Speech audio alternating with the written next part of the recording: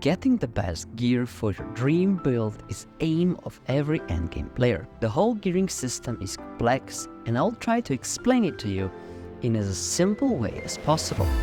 You will learn what makes a good build and how you can get one. Hello everyone, Sayphex here. When you're picking the right equipment, there are a few important basics you have to know when it comes to your gear. The first part is gear score of an item. The higher the gear score, the more damage the weapon will do and the more armor your gear will have. Plus, it will determine the value of your perks. The higher the gear score, the better the value. However, after gear score 700, the importance of gear score itself becomes much lower, as the importance of perks that the item has is far more valuable than anything else. The rarity of an item, such as an epic or legendary, is determined by the number of perks it has, so you will always try to aim for legendary items. However, now the question becomes, what even are some good perks? There is an immense number of perks available. Some are better than others, some are good in one situation and bad in the other. I won't be able to go over every single perk available, but what I can do is give you some guidance on what are some generally good perks when it comes to your armor and weapons. My top 5 favorite perks when I'm looking for my gear is health. This is generally very solid perk on every piece of gear. It's good for DPS, it's good for tank, it's good for healers and even every PvP player. Now, is it the best? Maybe, but do you want to have it? Always. Enchanted Word is the next perk. This is by far the best perk in PvE, and if you want to have this perk every time when you're doing any PvE activity. Why? Well, it's simple. Most attacks that come from AI are light attacks or heavy attacks, which this perk mitigates. It's also solid in PvP against players that use light attacks very often, from weapons such as hatchet, sword and shield, musket, bow, and many more. The other 2 perks, which are also solid, especially in PvE, are Shirking Heals and Shirking Fortification. They are a bit specialized, as you would like to have 5 of one of these 2 on your gear for the maximum potential. Fortification gives you amount of armor and is good for builds that use medium or even preferably heavy equip load. When it comes to Shirking Heals, it's good on medium and light equip load. The next perk, which is also very solid, is Elemental Aversion. This perk is amazing against any AoE spell. This damage comes from some boss mechanics to all of the AoE spells, from the Fire Staff, Ice Gauntlet, and many others. Plus, which one is very strong against, is Detonation Heart Rune in PvP. When it comes to the weapon perks, every weapon has its own preferred perks it would like to have. But in my opinion, there are a few perks that work well on every weapon and are generally very good. For example, you can have Keenly Jagged, which is an amazing perk for every content, as it applies a solid dot, which is a bleed, and it works well with Finisher Artifact and Butcher Artifact. Next up is Keenly Empowered. This one is not complete BIS, but in my opinion it works very well with weapons who have a hard time getting their empower cap, for example Blunderbuss. Next one is Enchanted. For me, this is a solid perk. It works very well on any attack-based weapon. As mentioned before, this is Hatchet, SNS, Rapier, Great Axe, almost every weapon, especially melee or many ranged ones, basically any weapon except magical weapons use light attacks. Next one is a bit underrated, but I think it's still pretty strong, is Transient Strikes. This works very well with weapons that use a lot of heavy attacks, such as a Great Sword. Like if you use Serenity Artifact, this is a must-have. The artifact already has this perk. Plus, it works great with a Great Axe and Warhammers. They all use a lot of heavy attacks. And there comes the final perk, which I also like, it's Vicious. is solid and it proves you crit damage, which is very good in PvE, especially when you attack enemies from the back, which guarantees a crit hit.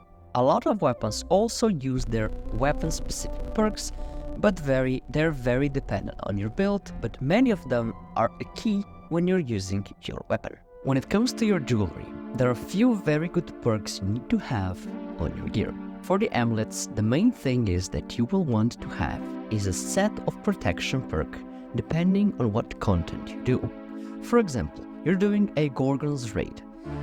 You want strike or nature protection depending on the boss you're doing. In general, take a protection perk depending on what you will face the most. Sadly, there's no protection perk that fits all of the content at the same time, so choose wisely. When it comes to other perks, I like stamina recovery, health perk, and healing breeze. All of these three are very solid perks. When it comes to the rings, there's one perk that it's a must-have to have on every single perk, because it allows you to have one more dodge compared to two, which are available at default, making you much more offensive and much more defensive than before. The perk I'm talking about is Hardy. When it comes to the other perks for the ring, you should focus on one of the damage perks, for example, Slash, Fire, Thrust, Abyssal, and so on. This perk will give you Empower, which means more damage, for a certain type of damage, which you do the most. The other perks when it comes to rings are all up to your taste and your build. When it comes to earrings, there's a lot of good perks for me to choose from. For example, Regenerating, giving you health per second, Fortifying Toast, Healing Heart, and Healthy Toast. All of these are very strong and very viable, so choose which one you like. Understanding what good gear is great for your general knowledge.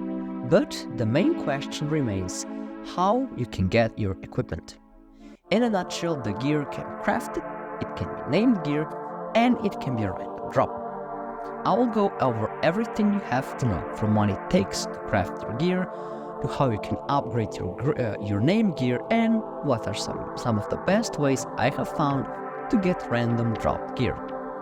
If you'll have any questions regarding that, you can always ask them in the comment section down below. Crafting your gear can be an expensive and long endeavor. First, you have to get a lot of requirements to even be able to craft your perfect set of gear. Well, what you'll have to do.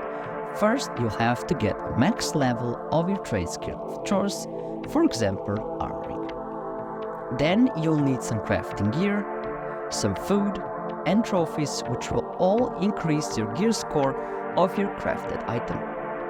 And finally, you will need a lot of materials, especially if you will want to craft some of the new schematics that will allow you to craft Gorgonite gear that is 725 gear score. For example, if you would like to build Gorgonite helmet, for example, you will need 80 prismatic ingots, 60 prismatic leather, 40 prismatic cloth, 1 armor matrix, 1 Gorgonite essence, and prismatic scarab. On a fresh start server, that would amount to 90k gold per item. This is a lot of money, but that's a good news. Over time, the prices of these crafts will drop as more players will be able to craft prismatic ingots.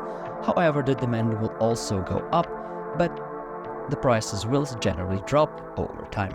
Overall, crafting your gear is a sure way that you will get the equipment of your dreams, but at a high cost and a lot of effort. Next up is named items. These are special items that can be dropped from many different places, from world bosses to expeditions, raids, even PvP, and they can also be purchased or they can be a quest reward. Many of them are a huge part of endgame gearing system, and they drop with the set perks, and the third one can be picked from a set pool of perks, and this pool is specific to item you are having. Artifacts also count as named gear, but they will also always drop to gear score 700, and they can always be upgraded further to gear score 725. Like artifacts, most of other named gear can also be upgraded to gear score 700. However, they will have two requirements. So the gear that will be able to be upgraded to 700 will have two requirements. First, it must be a named item. Secondly, the item needs to have a minimum level requirement of 60. So, if you're adventuring around the world and you suddenly get a named artifact with perks that you like, and it does have requirement of a level 60, then you know it will be able to be upgraded to level 700. Upgrading your gear takes place in a station called Gypsum Kill. It can be found in most endgame towns such as Brimstone Sands, Shattered Mountain, Elysian Wilds, and more. To upgrade your gear, first you will have to own an item that you want to upgrade, which is obvious. The gear must be unequipped, it must be unlocked, and it must not be a part of your gear set. So it just has to sit in your inventory. And then the item will finally show on your Gypsum Kill menu. You will click on it and you will see that you have to upgrade it by spending the following materials. First of all, you will need armor, weapon, or jewelry matrix. This depends on the type of equipment you would like to upgrade. These matrices can be bought from trade posts or can be crafted with a set skill. Secondly, you will need dark matter. This is a special item that you can get by doing some endgame activities. For example, invasions. These give you between 50 and 750 dark matter. You will get mutations. Each run will give you anywhere between 24 to 40 dark matter per run, which is decent. Plus, you will have a worm raid, which will give you 80 per day or 700 per week. You can also get dark matter from PvP track and OPR, arenas, and also they can be dropped when you salvage legendary items. The next item you'll need to upgrade your gear is gypsum orbs. This can be gotten in many ways, such as buying it from faction shop or many different events, or they can be crafted in Gypsum Kill while using all different types of gypsum. You can get these different types of gypsum from any activities such as PvE, crafting, gathering, PvE, and so on. The next item is probably one of the most expensive ones. It's a chromatic seal. This one can solely be bought from a faction shop or some rare events. To be able to upgrade every gear, you will need these items, but some of them, which can be upgraded 725, for example artifacts, they will need either a gold cursed coconut, which you can get from PvP Island once a week, or a Gorgonite inductor, which you can get from Heave of Gorgons raid, and each of them you can get once a week. When you upgrade your name gear, you can also select the third perk. This can be done in a upgrading menu, and you will need to have a modification or a set item that will allow you to upgrade your gear and also select a third perk. The final method of getting your equipment is random drops. This method is by far the cheapest one, but it's also the hardest to get your perfect item you're looking for. However, it's the easiest method to get a solid item with at least 2 good perks, and the third one can be whatever. When getting your random gear, all of them will have so-called curated drop, meaning that the item will drop in the weight of your slot items and weapons, plus you will have a tribute of the highest attribute score.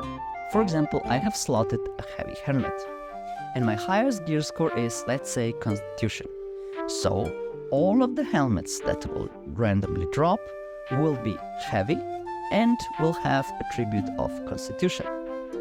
The only thing that will be randomized is my gear score and slotted perks, which is all that matters in reality. Over your playthrough, you will get a lot of random drops. But you probably wonder, where can I get the highest gear score items in my playthrough? Well, some of the content that you can do that you can get the highest drops is the raid, such as a Hive of Gorgon or the Worm. You can do M3 expeditions, You can do some elite chestras such as in Cutlass Keys, Murgard, Mines and more.